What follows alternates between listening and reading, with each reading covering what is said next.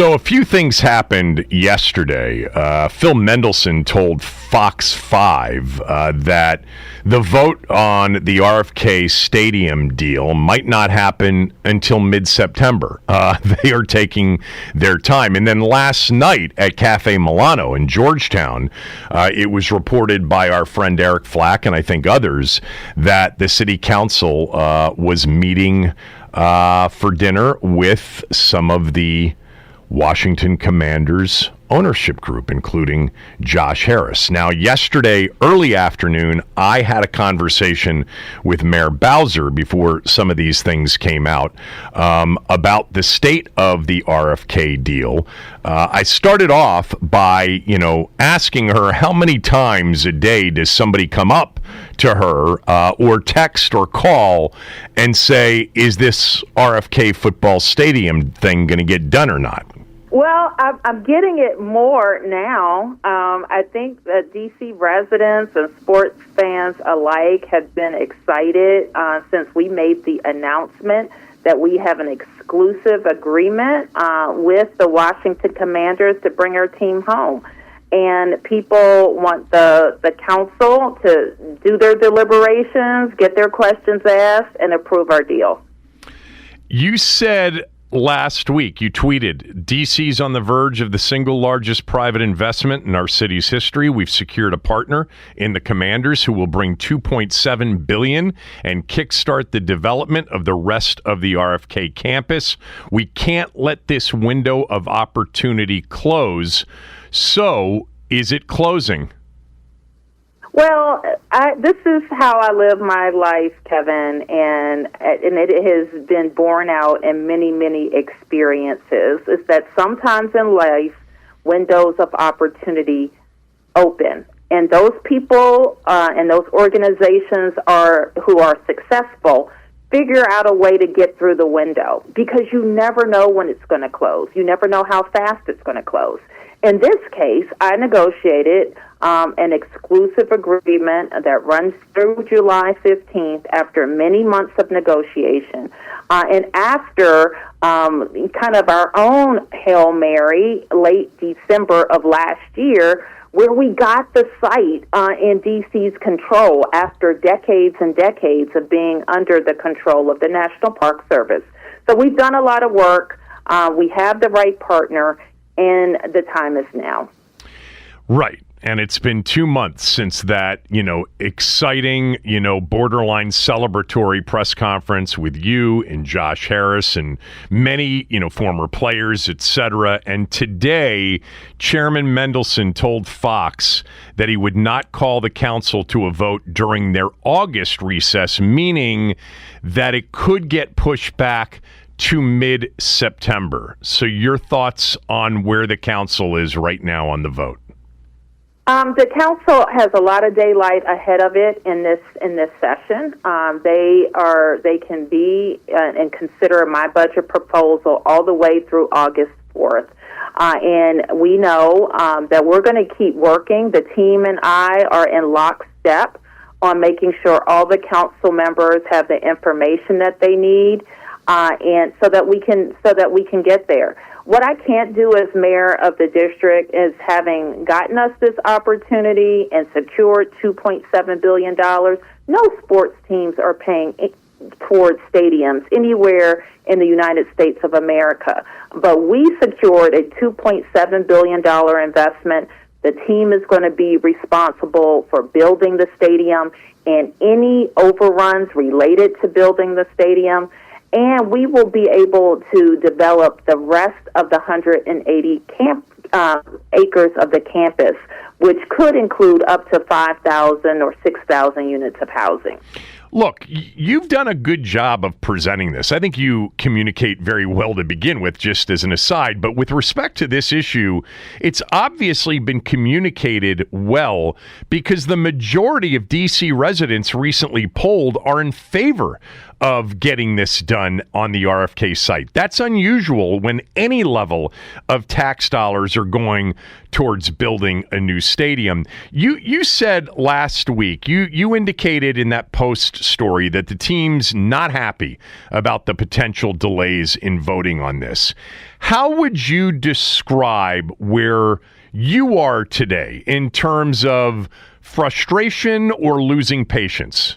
Well, this is what I know. And, I served almost 8 years on the council of the district. I chaired the council's economic development committee. I delivered the legislation that approved the Audi field. So I know how the legislative process works. I know the tools that are at the council's disposal. And I think that everybody should be treating this urgently. Nobody should have the kind of nonchalance that I've heard from some that, oh, well, what's a month, what's 2 months, what's 3 months. I think it introduces a level of uncertainty and risk that's intolerable for most business organizations. And the political uncertainty is also real. So that's why it's important that once everybody has what they need, and the council has done its own study, which I understand will be delivered in July. Actually, this week, July 3rd, I was told they would have a draft. They scheduled a hearing. We think they should advance that hearing to no later than July 21st. And I know a lot of people are interested to testify. And then that will line them up for a vote. Now, a lot of people have spoken very positively about the stadium and getting there. So I think everybody just needs to buckle down, work day and night if necessary to get any issues ironed out, and vote. What you just said, buckle down, work day and night. I hear the urgency in your voice. I would imagine that this is what Josh Harris and Mark Ein and Mitchell Rails and the key people with the team, that they are urging as well, that it's roll up the sleeves time and get it done. Have they expressed that to you? Listen, these folks have been at the table with us really since last June, working on a great plan. We've brought in the world's best in terms of finance and also stadium development, and that's how we got to the deal that we got to. And so I won't speak for the team. I do know that I have the only exclusive agreement right now. And I don't want to lose it, and no one should want to give that up. What are the reasons right now, net it out, as to why it's taking the council so long? Well, I want to be fair to council members. It's a big deal, and all stadium projects have their, some level of back and forth, so I get that. They're considering my budget. I get that. But all budgets are handled in 70 days. That's what the statute allows. And this is a budget item, and so the council has the ability to consider it as such.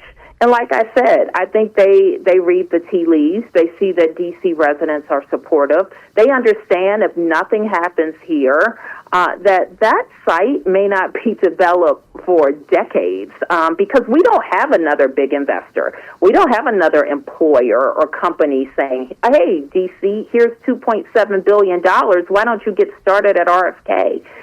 We have the right partner who's bringing these dollars to the table and guarantees us activity, jobs, and economic activity at that site in 2030. Now, everything that the council does to delay it puts at risk some big events.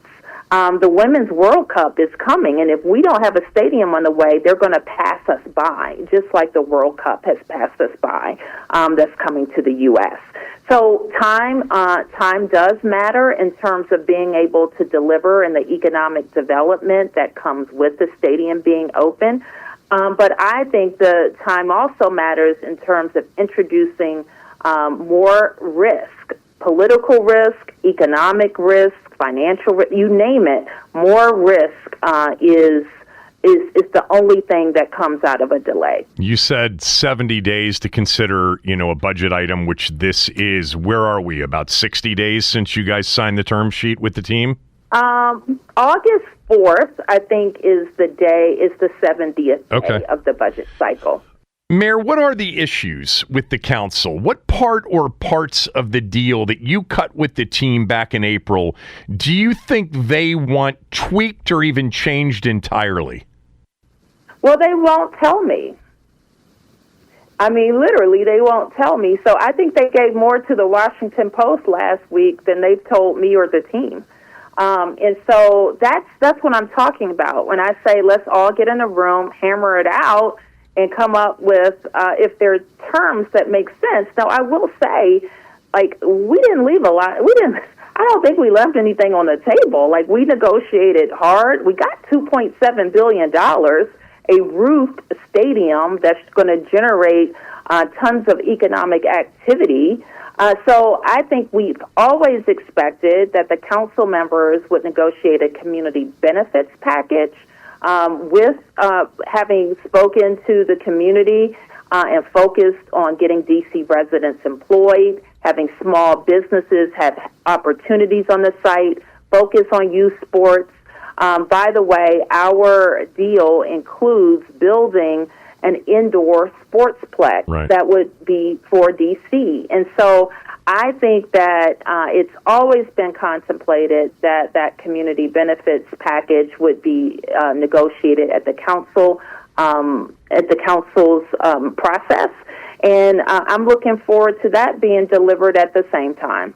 The negotiation exclusivity runs through July 15th. Is that correct? Yes. Are you concerned that post-July 15th, the team will negotiate with, say, Maryland, as an example? Listen, I think the team wants to be at RFK. We want them to be at RFK, but they do business. They don't do politics. And so I think that we have an agreement. I stand by our agreement, and we both stand side by side in our willingness to answer all the council's questions and get to a yes this summer. And that's important. Now, I've been around this long enough to know, and you know what we went through last year with our sports teams. And so that's why having a period of exclusivity was I insisted that be a part of the term sheet. And that's why I protected so vigorously, because I was that other jurisdiction. Okay, I was that other jurisdiction when I see a deal that wasn't solid. Our deal is solid. We have a signed term sheet. That wasn't the case in the Virginia deal, but I know how this can go, and so I think we all need to treat that period of exclusivity with the seriousness that it deserves.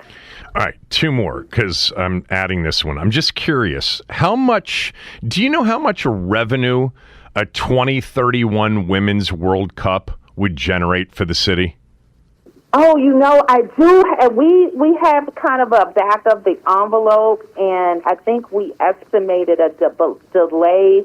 I don't want to guess. I'll get somebody to get it back to you. Okay. But it's in the hundreds of millions of dollars of delay of economic activity. All right, last one, and this is sort of, the way I do things on radio. Level of concern. 5, you're really concerned about this deal getting done. 0, you've got 0 concern. Our football team's going to be playing in a brand new stadium on the RFK site by the year 2030. Where are you today? That's a good question. Listen, I'm concerned right now that everybody buckle down and get to work. I believe I'm not concerned about our deal. Our deal is solid. It pays off for D.C.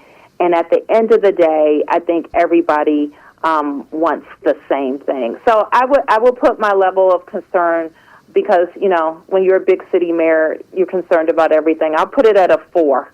Okay. Well, that's one away from very concerned, but we'll leave it at that. Bring it across the finish line. I know you've done, most of what you need to do, and this rests probably a lot with the council at this point. But thanks for the time, as always. No. Hope you're well. Thank you. We're going to get it done. Have a good one. That was Mayor Bowser, conversation I had yesterday with her. Again, last night there were reports of a dinner meeting between ownership, football team ownership, and some of the city council. We'll see if anything comes out of that. I am curious because I know there are a lot of smart people, or at least some smart people listening to this show who may even have some insight as to how these things get done. We haven't had anything like this really since the baseball stadium, and that barely passed the city council back in 2006 or whatever year that was, 2005. But where do you think this is? The mayor at the very end expressed a level of 4 on a concern scale of 0 to 5. 5 being very concerned, 0 being zero concern over this deal getting done. I thought Mendelson's statement to Fox 5 yesterday was what she talked about. I think you could hear in her voice and in what she said multiple times that there is a sense of urgency that she and the team wished the council had, and maybe the council has very good reasons for not being urgent, or maybe they believe they're being urgent, and perhaps they are.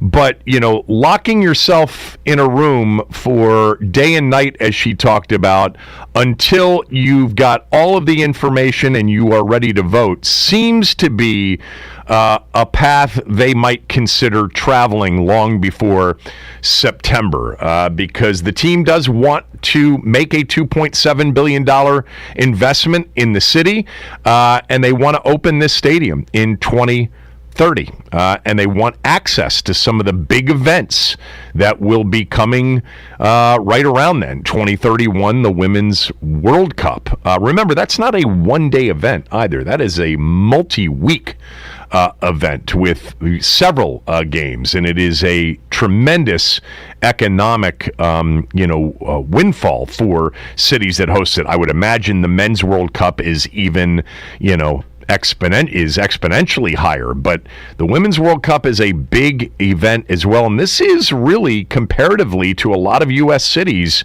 a strong soccer market. So if you want to weigh in and you've got strong thoughts and maybe even some experienced thoughts on this, 301-230-0980, 301-230-0980. I still think it gets done. It gets done in a manner in which the team is not forced to, threaten going back to Maryland or Virginia or anywhere else to have conversations. The team's made it very clear they want to be in D.C. The deal with the city appears to be a good one for the team as well. So I think that ultimately everybody gets it together here over the next, say, month, and it gets voted on, and they get 7 votes. And we're, on a path, and the process begins towards building not just a stadium, but everything that will go up around it and on that campus sometime later this year. 301-230-0980 if you'd like to weigh in on anything that the mayor said or anything regarding this situation. I'd be happy to hear what you have to say. Kevin Sheehan Show, the Team 980 and the Team980.com.